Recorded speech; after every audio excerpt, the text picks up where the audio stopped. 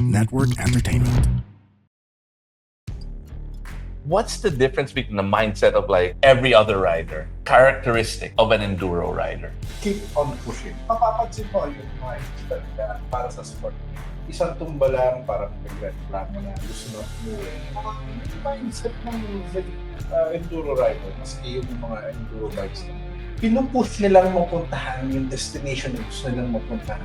Kahit anong mangyari, magkaroon ng experience. Kung masira yung motor, gagawa ng paraan maayos yung motor pa at tatapusin.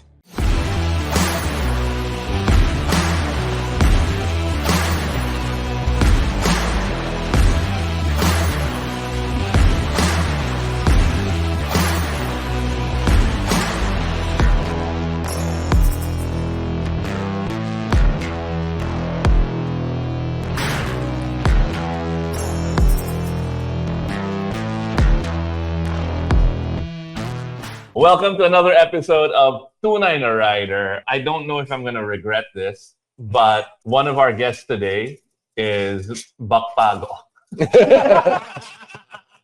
Guess pala ako. And with Buck, we have his co-founder and partner in Enduro Adventure Philippines, our good buddy Mark Song. We share many things. We share many things. We share many things. Hairstyle. Underwear.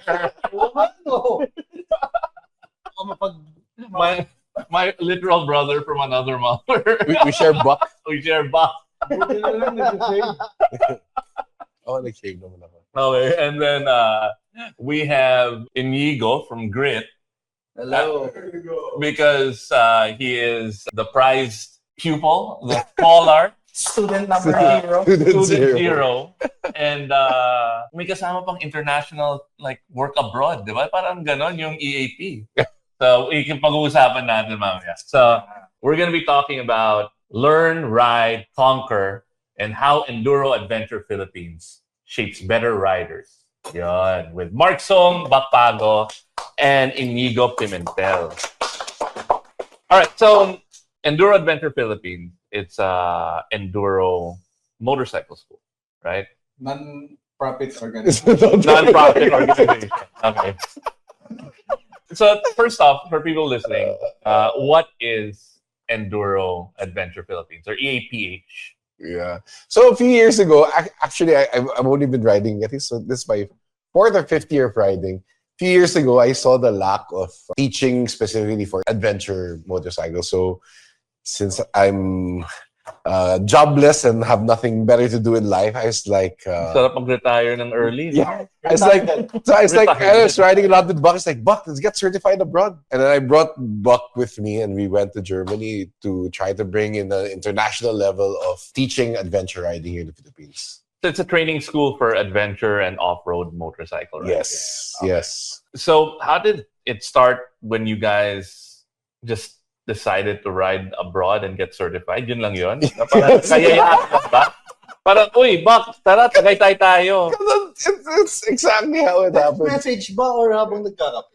I was like, no, kasi it started before kasi I used to do a lot of off-roading 4x4. And my frustration was there was no certificate. We'd always teach off-roading, but no one had actual certification. So I was like, motorcycles kaya? Can you actually get certified? It's a clear niche and you were enjoying it. That's the kind of riding you wanted. Yes, and I have my own personal coach. That's another question. I mean, sa lahat ng mga marunong magmotor na magaling mag-ride sa bundok, ba't siya? Until today, I'm still asking myself that question. Buck has many years of experience. Doing what? Riding. I mean, he kept up with all the riders from all over the world that we rode with. When we were there in Germany, it's obvious it's me who was like, what are you doing here? But yeah, Buck was able to. Yeah, how did you guys kind of get together? Origin story. Meet cute. Sobrang tagal na, hindi na Yeah. Well, basically from working on bike. Pili ko Tinder, ah. Wait, Parang ayaw nila aminin. yung mga couple na tinato, paano kayo nag-meet? Parang ayaw nila aminin. Tinder yun eh. Grinder. Hindi ikaw eh. Yeah. Actually, your former host, I think, introduced us. Your former partner. Best friend. Yes. Diba? Jolly Alarcon. Jolly Alarcon.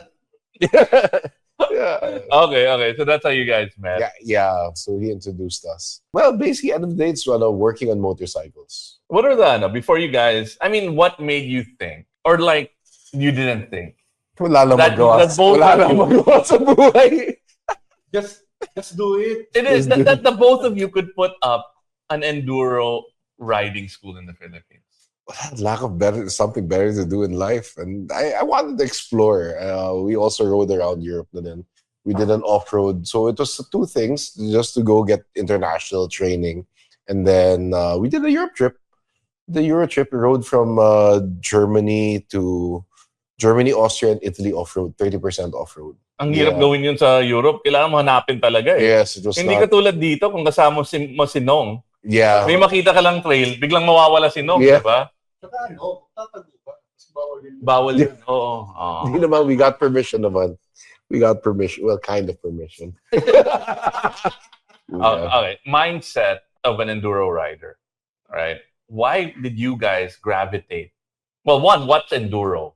We've answered this before, but why did you guys gravitate to enduro and not, I don't know, Actually, this not is road riding, not this is not even an enduro. This is adventure riding. Enduro would be more dirt bike pa. This is Okay, more okay. adventure riding on enduro type places, but it's more of, I think the specific term is Big enduro. big enduro. Okay, so why Yeah. did you guys? Okay, I know why Mark went into big enduro. Kasi yan ang pinakamahal. Kasi may murang enduro, Gago, and then may Mark enduro. gago talaga. Di ba? Multi-strada Loko, enduro. Oh, scholar naman tayo lahat ni Mark. Eh. So, Endurog.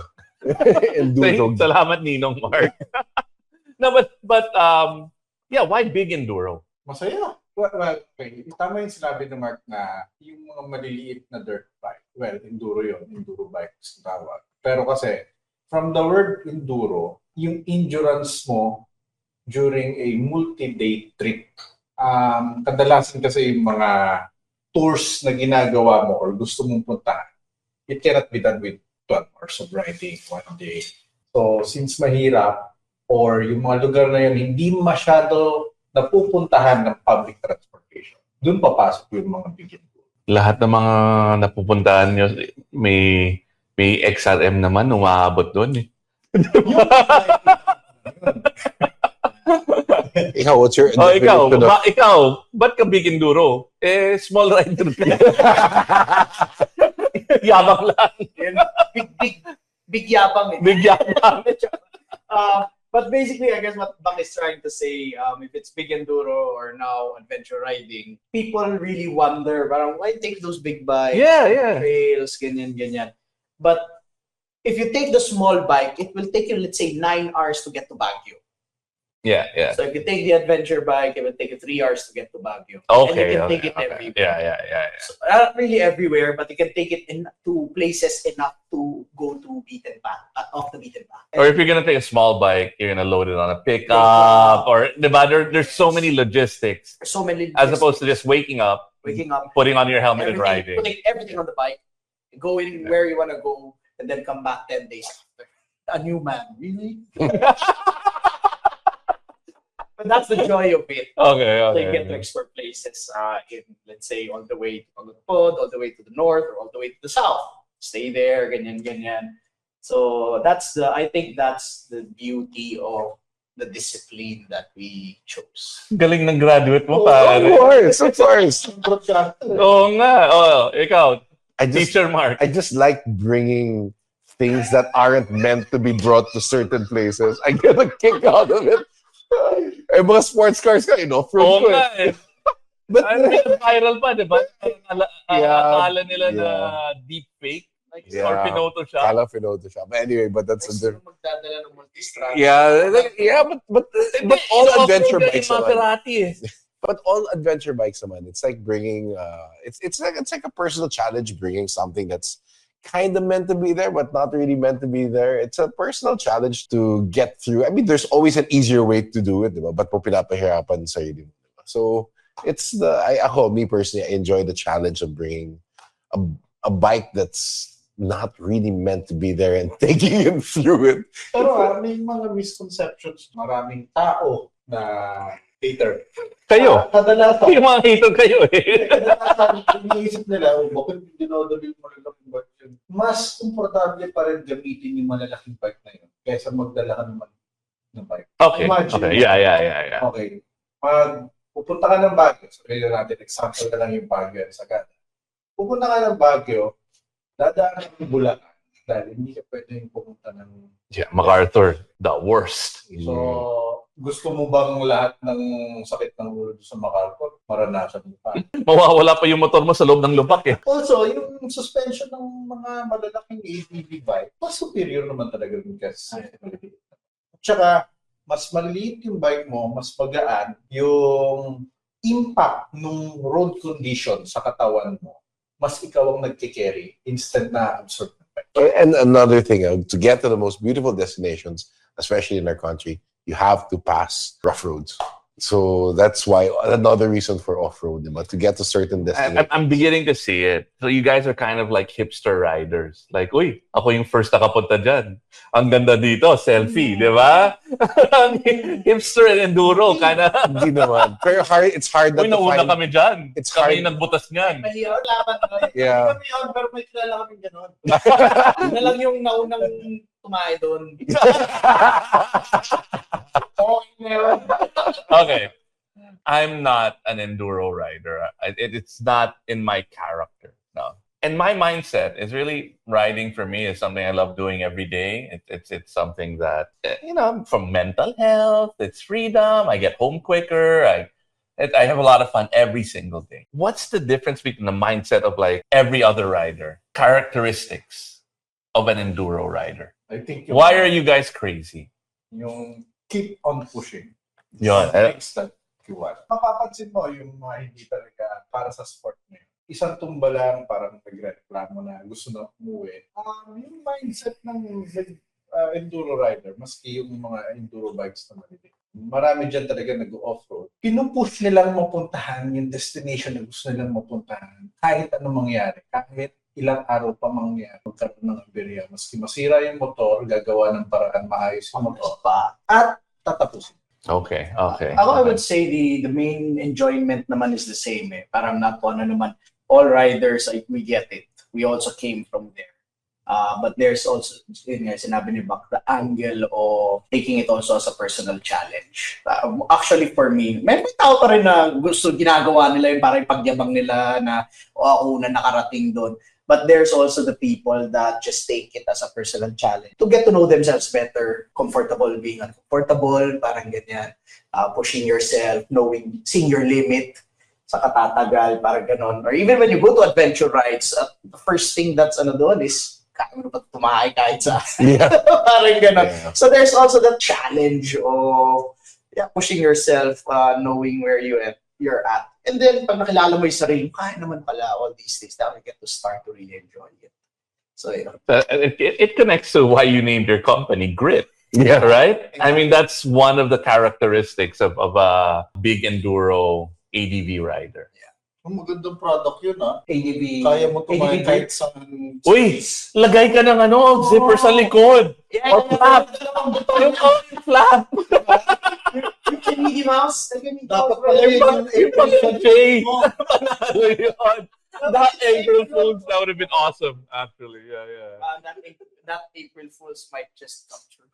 Because it is really a big problem. Oo. Kasi Mark, parang si Mark, hindi nag-brace ng huling Yeah, sir, answered ko. Nag-magnesium ako. Putsin niyo nag-debrace. Ang hirap ako. Dude, seriously, I think that that is a brilliant idea. Zipper lang yan dito na. Inisip ko na eh. The poop ready pants. Or Poop anywhere pants. may reverse hood dito. Para you can poop anywhere. You can cover your face lang. Okay, so may top and bottom ka na. Diba? Cover your Nakaganyan face. ka, and Sino then yan? unzip the bottom. Okay. Gawin mo na, bakit nakawin ng Reddit yung Ikaw, Mark. Alam, ganun, no? May kanya-kanyang trip lang. They're just people who like cement. They're just people who like the outdoors a little more. So it's just a different mindset altogether that people like the outdoors more, diba? It's paying, parang what's camping sometimes, it's spending a lot of money to look homeless. Diba? That's what it is. Spending money lang kami. No, but camping can get expensive. And then, what I like about off-road though, it's an equalizer. You can be no matter what motorcycle you have. Well, unfortunately, in this country, there's a 400cc. No, but I've been on a trail a lot of the time on like a GS or the 450 MT. And hirap na hirap ako and na-oyster na yung gulong ko. And then this fucker on an XRM just looks at me, goes up the trail, crosses the bridge, and I'm just, nakakahiya. Yeah, that's but what I like is when you're on the trail. Unfortunately, in the country, you have 400cc to get in the highway. But apparently, it's a great off-roading for me. Is a great equalizer. No matter what motorcycle you have an expensive bike, cheap bike, whatever. Once you're off-road, everyone's an equal playing field. Kasi character na naglalaban. So what's really interesting, what I see is there are a lot of people, and walang basagan ng trip. They like a pretty, beautiful bike, and they like matching their outfit with that bike, and they want it pristine. And I'm not naming any names, Gino Rufino. But, Correct ko si Mark doon sa yung nag-sorry siya kay Gino. Si Gino, tinapos niya yung ride na. Tinapos niya. Tinapos. no, and they do it because they like to go to Perea and park with all the pretty bikes and then they hang out, right? And then, uy, ganda ng tassels mo. Like, I don't know what they put on those bikes, but, or ang ganda ng Japanese jeans mo, right? Ganda ng strap. Very different from the mindset of an enduro rider. Because you're riding. But there are also guys who ride like that. Well, for you guys. Yeah, there are also guys who like to look good when they're getting dirty. Yeah. As long as you team orange, lahat dapat may orange. Yeah. I'm not Hitting on anything, pero ganon. Ako, I would say for myself as well. Yeah. Dapat yung team ka, dapat naka-grit lahat, di ba? Or else out. Pati bags, gumagawa ng grit. So, di mawawala yun. Normal, I guess. Normal yun. Yeah, human nature, I think. Yeah, pero yung sa amin may putik lang. Yeah. Okay, let's now go to the EAP part, right? The Okay. Enduro Adventure Pillar. So what are the skills that you learn in Enduro and how are they different from like the other skills that you learn on a motorcycle? Like I've been lucky enough to have multiple sessions with you guys. So medyo I have an understanding. For you guys, what are the core skills that have made you a better rider and what did you learn?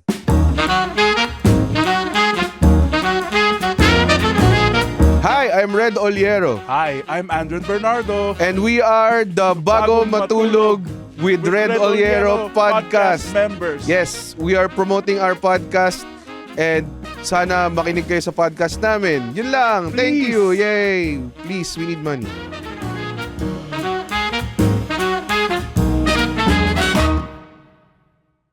Ako quickly, a lot of the things we learned and that we teach goes back to a lot of basics some steps that you miss. And you don't realize you're doing it, and then Like you what? do it a little, like using the foot pegs to steer. And That's exactly what I was thinking yeah. because that Yeah. blew my mind. I've been Yeah. riding half my life, like 20 plus Yeah. years. And I never realized I could steer with my Yeah. pegs. So for me, that's one of the Yeah. main things that we can do is just we call it the exercise, the magic foot pegs is the exercise. So yeah, it's going back to a lot of the basics. For me, it's basics. It's balance. The simple fact that when you accelerate, you put your weight forward, you decelerate, you put your weight back and stuff like that.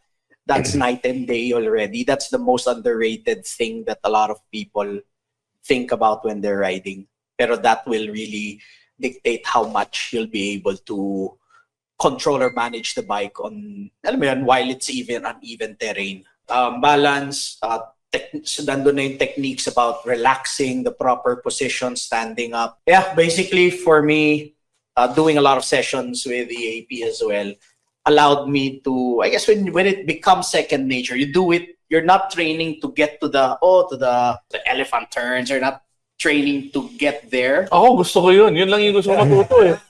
Kinukulit ko si Bak pang Instagram eh.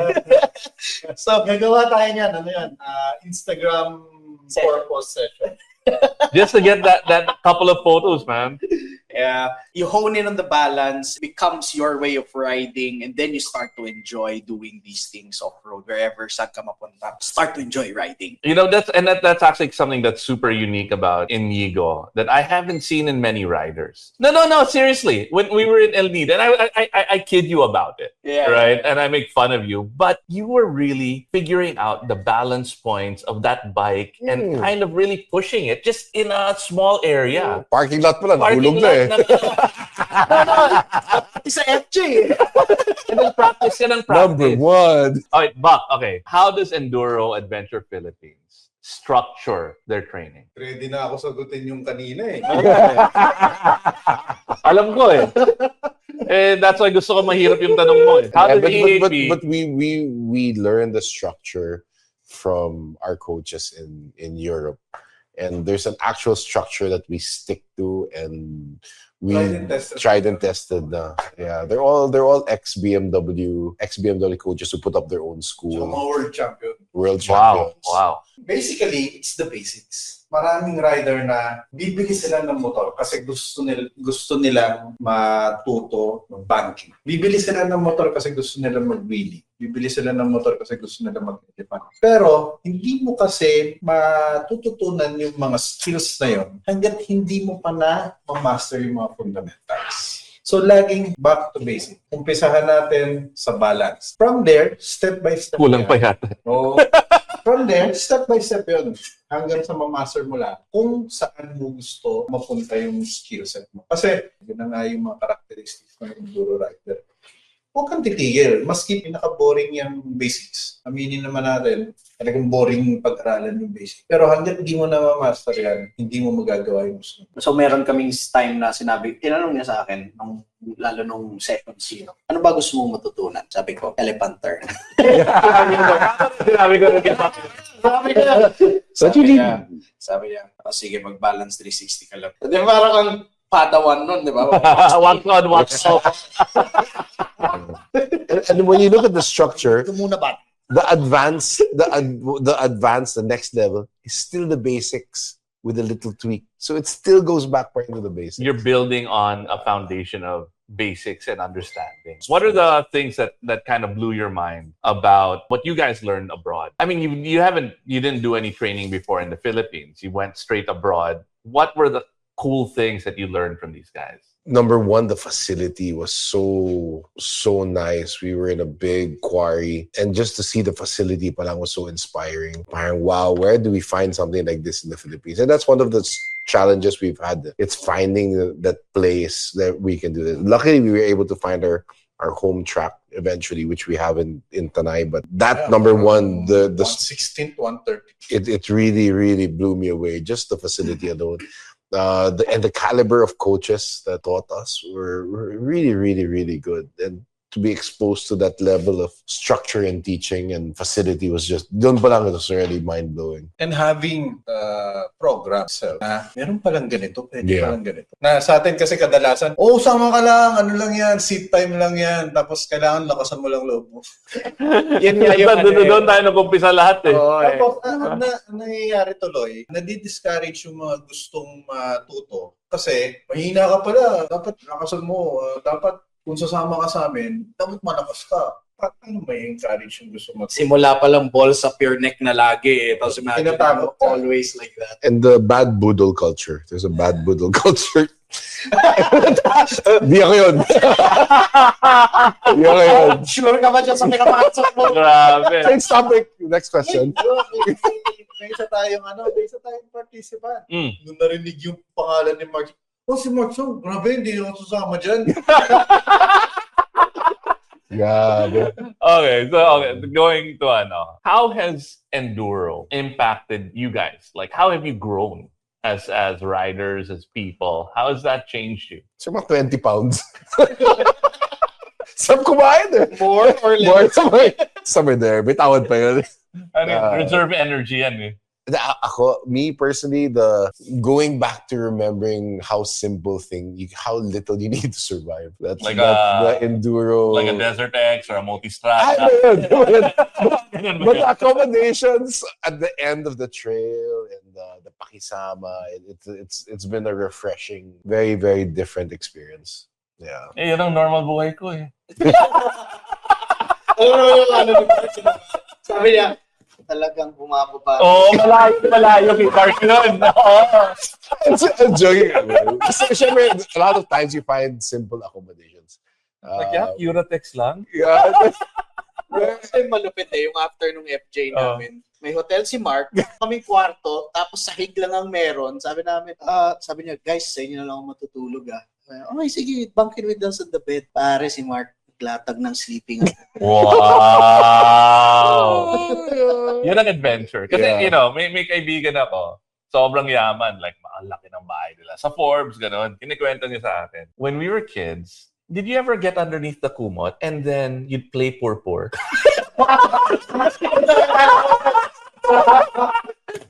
You're pretending like you're poor. Ay, yun na. Si Mark nagpo-purpur. Why you guys ganun? Parang barkado kaya yata yun. Kilala mo yun, dude. Kilala mo yun. I'm kidding. Seriously, kilala mo yun. Kilala mo yun. Anyway, okay. Ikaw, Buck, paano ka nag-grow as a person? What did you pick up? Hindi siya grow. Kasi back to basics. Sobrang dami mong gustong gawin. Hindi mo na alam kung anong gagawin mo pa yun. Back to basics ka. Yan. Alamin mo muna kung ano ba talaga gusto mong gawin sa buhay. At huwag kang titigil hanggat di mo na okay. Final question for the three of you. Okay.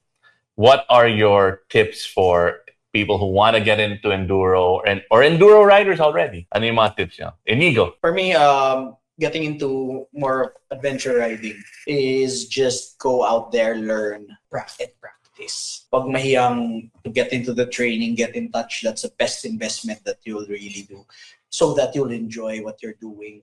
Rather than when you're out there worrying what to do, your instincts can follow. You'll start to get to enjoy the ride, views. You'll even want to push yourself. It's all only because you practiced. So, yan lang. Okay, speaking of practice, Buck. Ito problema kay Inigo eh. Lahat ng mga isasagot namin, sinasagot niya na eh. Galing talaga ng scholar. That's why sinama niyo yung Scholar. Student Zero. Kahit sinong gustong sumama sa isang sport. Basically kasi dito sa atin, yung culture na parang, gagawin ko lang to dahil yung mga kaibigan ko ginagawa. Okay naman yun. Pero tanong mo muna sa sarili mo na ano ba talaga, kadalasan pag bumibili ka ng bike, lahat tinatanong, ano ba bibiling kong bike, ano ba maganda? Kasi sabi ni ganito, ganyan. Sabi ni ganito, dapat ito. Si Mark yun eh. Oo. Kung ano talaga yung gusto mong gawin, yun yung gawin mo. Huwag ka magpadala dun sa sinasabi ng mga kaibigan mo. For the reason na yung gusto mong gawin, yung gusto ba ng kaibigan mo o yung gusto ng sarili mo. So, it's all about going back to basics. Pakinggan mo yung sarili. I mean, one of the things that I'm getting from all of you, it's not about other people. It's about challenging yourself. Yeah. It's about pushing yourself. So you guys are really self. No, but there's a Ikaw, lot of- Mark, ano yung tip mo? Number one, invest in training. So there's Coach Toto, there's Coach Melakino. There's a lot of coaches. Iba pa rin, it's still different from YouTube. So it's really different if you have an expert watching. Of course, with Buck, Coach Buck, with us, we can also help you there. But there are many coaches. Huwag kayo magpapaniwala online. Yeah. So it's still different to have an actual expert, number one. Number two, invest in good gear. Invest in the best gear you can afford. Makes the safety aspect much, much better. Grit, I'm happy Grit is also making safety gear affordable and accessible to a lot of people. Yeah, invest in the best gear. So invest in training, invest in good gear. Dapat A2 ba yun? A1? All right. Iwan yung ano. Anyway, that's another episode. Malalim na. We're running out of time. Okay, how do they reach you guys in EAPH? Search nyo sa Facebook, Enduro Venture Philippines. Message na kayo doon, matatanggap namin yun. And from time to time, may mga events kaming gagawin at saka mga sessions. Anong klaseng session? Training sessions Okay. for newbie or intermediate or expert. So just send us message. All right. And Inigo, Grit. If you're gonna join FJ or any kind of riding, I use Grit all the time. They're awesome. Yeah, thanks for that. You can reach us to our Facebook page or IG, grit_moto. Yun lang. But one of the first few times I met Inigo. There's a big obstacle. I was like, kaya mo yan! I was yeah, you can do it, pucha. But something happened. I was like, wow, you didn't have to demo the safety gear for us today. Basically, nangyari doon, it was tires na enduro. Tinira ko, tapos yung Himalayan ko noon Lag yun. Wow. Tires. Tried Almost on him. and tested yung Grit. Umuwi ako nung wala yung motor ko. Kaya continuously crash testing. Okay, on that awesome story, thank you for joining. Thank you, Enduro Adventure Philippines. Thank you to the #1 student, Inigo from Grit Moto. Student 0, and we'll catch you next week. So world #1 tayo, Castrol. Thank you, Castrol. Sorry. The opinions of podcast creators, hosts, and guests are not necessarily reflective of the official stance of the Pod Network Entertainment, its hosts, or other network programs. The content created by the people behind the podcast is personal and not meant to harm any religion, ethnicity, group, organization, company, or individual.